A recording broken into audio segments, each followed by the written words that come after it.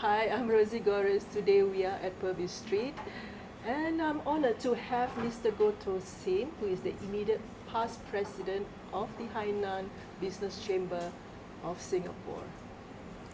Mr. Goh, how are Hello. you? Hello. Yeah. Thank you.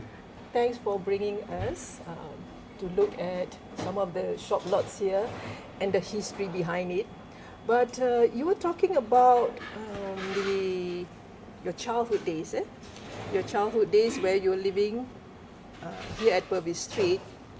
And look at this. There was a viral video of Mr. Goh. In one of the tenement houses lives the Goh family, an extended family of aunts, cousins, maternal and paternal grandmothers. Goh Toh Sim, second son in a family of 5, is 22 years old. Like James Tan, he attended Catholic High. An overseas merit scholar, he is now a third-year student at the National College of Telecommunications in Paris. Effectively trilingual in English, French and Mandarin, his language learning was accomplished largely away from home. Clothes for ladies, and it was not sufficient. So she got some help from uncles and relatives. So now, a few decades later, I get to talk to Mr. Goh. So, Mr. Goh, can you tell us what is Hainanese and what is the difference between Hainanese and all the other dialects? Because we have a few, right? Like the Hokkien, Cantonese. So, what is the difference between the Hainanese dialect and all the others? Well, thank you for having me. It brings back a lot of memories. You know, for me, it's a very nostalgic thing. Now, Hainanese, we are from the Hainan Island. You know, Hainan Island used to be part of the Guangdong province, and today Hainan Island is called Hainan Province now. Right. Okay. Yes. Hainan Province is going to be a free trade zone. The whole province will be a free trade zone end of the year. Now, you know, in China, over the years, you have also a lot of migration. You know, my ancestor also came from the mainland. Right. They actually migrate from the north Right. to Hokkien, and then migrate again to Hainan, Right. and later on migrate to Singapore. Right. So over the years, you see all these migrations. So in terms of dialects, I think every province, the spoken dialect is actually quite different. Right. But the language, the written language, they are very similar, Right. with very small variation. Right. Right. So, of course, in Singapore, we understand dialects from other provinces, like Hokkien, Cantonese, because we are in Singapore. You know, Right. in Singapore, we mix around with many different dialect groups from young, from small. In the army, we have this platoon called Hokkien platoon. Basically, the platoon only speak Hokkien, Hokkien, without English, without Mandarin. So you can see how much the society has evolved, right? So, but in China, when you talk of different dialects, actually they really don't understand each other. Right. You know, the Hokkien people wouldn't be able to understand Hainanese. Right. In China, but even today in Singapore, I mean, many young people, we actually don't understand our dialects anymore. You know, so it's really our generation. So if you talk about difference, I would say that the spoken language, the spoken dialect, they are really quite different. Totally different. But even in Hokkien, you have the southern Hokkien and the northern Hokkien. They don't understand each other. Right. Yeah, Something when in the speaking language, but in writing they will understand each other. Yeah. Right. So that's how wonderful, you know, China is being a huge country. You know, even just within the same province, you can't communicate with the spoken language. Yeah. And I think that is why also in Singapore we have this Speak Mandarin campaign, so that all the dialects will be able to speak to one another in one Mandarin. Yeah, in one right, language. right, So right. even the non-Chinese like us, we can also understand it, because I think Mandarin is much more simpler. easier to Well, to speak? because that is the national language in China, right? It's a Right. spoken language, national spoken language in China. You know, written language is only one since the Qing dynasty, right? Right. Right. But so in Singapore, yeah, you are right, because of different dialects. So I think the government has been promoting Correct. I remember, yes. Mandarin, so that we all can speak, you know, communicate Yes. in very simple one language lah. Okay. And that's also partly also because English has been used as a business language and official language, because we are a multiracial society, so we need to communicate with each other among all the different Correct. races. Yeah, Exactly. Yeah, So that's in the school we only learn- reason. In school here in Singapore, we learn Mandarin. Yes, correct. And Mr. Goh has served the business chamber for 3 terms. That is 6 years. Could you tell us a bit about your personal journey? What inspired you to get involved in the Hainan Business Chamber?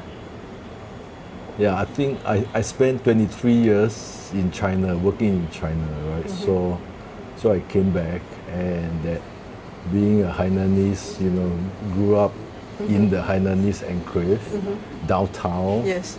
You know, so I've been has always been associated with the Hainanese, and then, you know, my uncle Right. is a member of the Hainanese Business Chamber. He was also a council member. Right. So he actually asked me, you know, whether I was keen to serve the community. So, you know, It's the like motivation really is, you know, number one is the call to Yes. serve, and Right. number two is that I think it's a good platform for me and for many of our Hainanese to get to know each other, you know, to promote our camaraderie, and most important, to see whether there are any business opportunity that Right. we can help each other. Right. Like our ancestor, when I said, you know, in the early days, in the 30s, in the 40s, in the 50s, when they came over, they really depend on the community. They only depend on the countrymen to Right. help them to survive, to find jobs, to continue their life, and to build their career here. Right. Were there any key initiatives that you are proud of when you were serving as the president? I really A lot. no, really not many lah. But I think when I took over, I actually helped to set up the Hainan Business Chamber Business Center, which is Right. at Bras Basah Road. Right. You know, and that served as a place where we can receive foreigners, we can receive Right.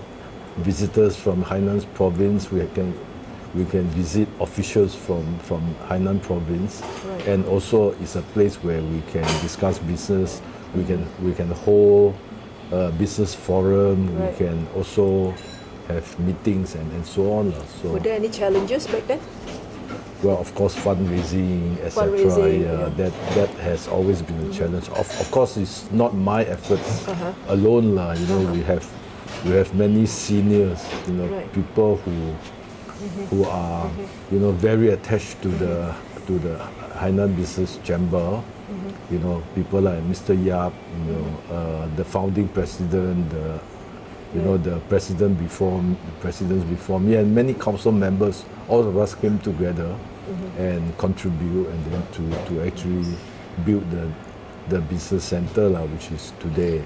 But I think we, as you know, just like in the early days, I think we continue to a very cohesive group, and it's a very good platform for. And I think one very good phenomena is that we managed to attract many youngsters Right. through the business chamber. I think that one. For the younger generation. Yeah, right? That's correct. good. We need continuation, right? Right. We need, because I'm 69 years old, right? So you really want to see our youngsters continue to promote the platform and continue to help our Hainanese community. For the, yes, for the community. Yeah. So you gave that interview in 1978, right? Can you recall what it focused on? What was the interview about at that time? at that time, I think the government was promoting bilingualism. Right. So among, so we had three of us from the same school Right. were interviewed on, you know, our journey in bilingualisms, how we get to be, you know, fluent Right. in both languages, in English and Chinese, because well, we are quite fortunate that I came from a school at Queen Street, Yes. Catholic High School, and Catholic High School from the Founders Day has been promoting bilingualism. Okay. You know, our founding, he was a French father, Okay. as in the Catholic father, you Right. know, in the religious, and his motto for the school was, Catholic High School is like a double track train. Right. We excel in both English and Chinese. Right. So that set the schools, you know, the students, you know, all our students are good bilingual students. yeah. Students, eh? If you could add one message, right, in that 1978 interview, right, if you can go back in time and tell your you know, young self, what would it be? That you have to work hard and, you know, build a career. And not to worry, eh? Yeah, and not Like to in worry. 2025, Yeah, and you know, you have Right. become you have served 3 terms. well, As the president of the- that was just a coincidence. I don't think. Would you have thought that you would be, you know, serving 3 terms, 6 years, as the president of the Hainan Business Chamber?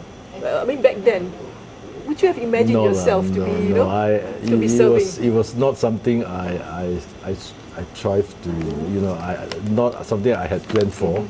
But I think having served these years in the chamber, I think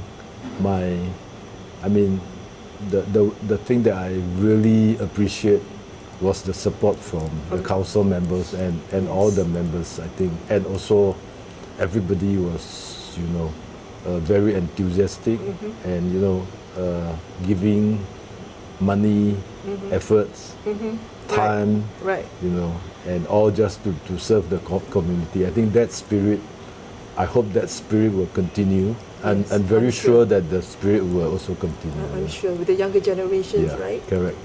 getting involved. Yeah, and also they also show a lot of enthusiasm as well. I mean, usually nowadays I think people came with ulterior motives, Right. right? Or whether when I join, what can I get? What can I gain? Right.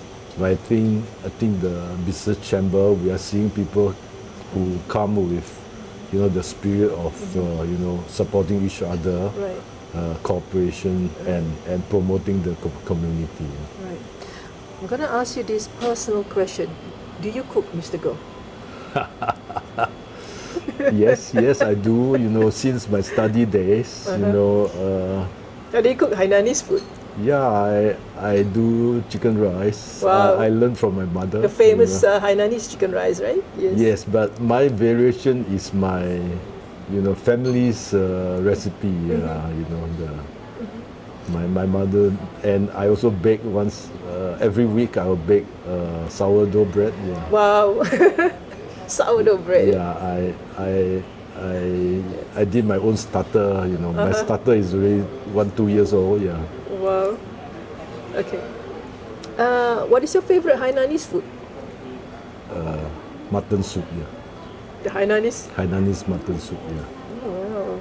With some herbs and so on. I think today in some of these restaurants they still serve that. Right. Okay. Yeah. Nowadays, there's a lot of modern interpretations of traditional dishes, from the traditional, and then they make it fusion. Yeah. What are your thoughts on it? Do you think they help to evolve the cuisine, or do you think they will dilute the heritage? Yes What are your or no, thoughts? right? I think as the society evolves, you know, you see a lot of innovative chefs. Right. I think I really welcome this Yes, and it adds a lot of varieties to the traditional dishes. Right. You know, of course, you still want to keep the tradition while you have people who innovate. Right. So I don't think it's mutually exclusive. It's good to see the traditional dishes continue. It's Right. also good to see innovative chefs taking the traditional dishes to a new height, to Right. something different, Right. so that, well, society must always evolve, right? Right. So, well, so we must not stop in what we are doing, and then that, you know, we must have people who are innovative, having Evolve, something interesting, you Yes. know, and then you serve different group of people. Right. Yeah. It's the innovation of the Yeah, cuisine, correct, right? correct, correct. If you could host a Hainanese food festival, what would your dream lineup of dishes? Would it be a Hainanese chicken rice? Yes, yes. Hainanese chicken rice and the Hainanese chapchai. Chapchai. Chapchai is a Yes. vegetable, Yes, mixed the mixed vegetable vegetables, yes. dish. Yes. How about the snacks? Like ibua. That one I don't know how to do. That one is very professional. that one leave it to Simon. Yeah. There is one, I wouldn't call dessert, but there's one sweet dish Right. in China, in Hainan we call it wakia. Okay, what does it mean? Wakia. It's actually glutinous rice and rice powder, Right. and they mix with a plant Right. that grow on the it's a vine. It has a very funny name. Right. It doesn't sound very good. In English, can you translate that? Or literally is translated in chicken dropping herb.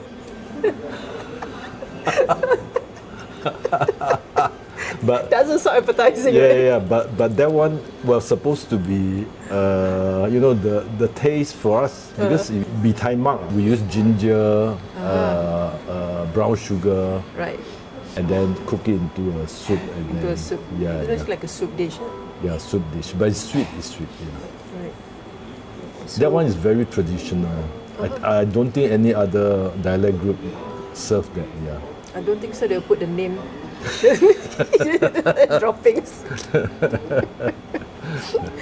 Okay. Yeah, you know, in my house now in Singapore, I still find this plant, and we go around the fences and then go and pluck, and then we do our own. Yeah. Yeah. So now Mr. Goh has already stepped down, and he's now serving as the CEO, right? And executive director of the EC World Right and Management Company, right? Yeah, For now. right. So how does it feel right now? I mean, what are your plans for your future? So you're still going to serve Well- as the CEO of the... Well, that is my career. You know, I have been on this job for 6 years. I think maybe when the times come, it's about time to retire. You know, other people retire at 65 years old. I'm already 69 and still working. So Right. maybe, you know, after retirement, I can have more time with the association, with the chamber. Yes. You know, I am also an immediate past president of the Singapore-China Business Association. Right. So I will continue to serve these two associations and also find time with my family, you know, Right. travel a bit and Right. cook a bit, yeah. Cook a bit. Bake a Hainanese. bit, yeah. You know, I do French tata. Tartare? Yeah. Wow. Pomme, With the apple. apple, right? apple, Yes. or with pear, Right. poire. You know poire, the one with the small head, Wow. and also frangipan. Frangipan, that is You know very frangipan? nice. Yes, Yeah. yes. The turnover. Yeah, so you're gonna move from being a career person, retire, and start to bake. Yeah, tatan. It's called tatan. Tatin. Yes. Yeah. All right. Thank you, Mr. Goh, for having me here, and it's been an honor that you take your time to talk to me and to let the world knows a lot about business chamber here and the Hainanese story and history. And you're a very good storyteller. You think so? Yes. Thank you for having me. Yeah. Thank you so much. Thank you. Right. Yeah.